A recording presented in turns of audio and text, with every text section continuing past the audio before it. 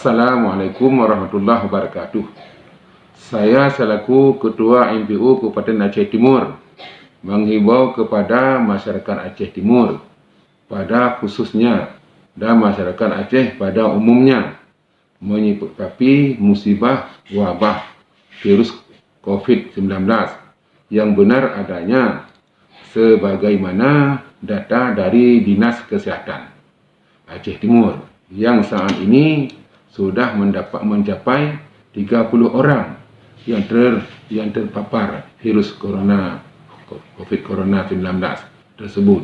Maka dari itu saya menghimbau kepada masyarakat untuk mentaati protokol kesehatan dalam menjalankan aktivitas sehari-hari dengan cara cuci tangan dengan sabun dan pakai masker, tetap selalu berdoa kepada Allah SWT agar musibah ini diangkat oleh Allah Ta'ala dari bumi Aceh ini.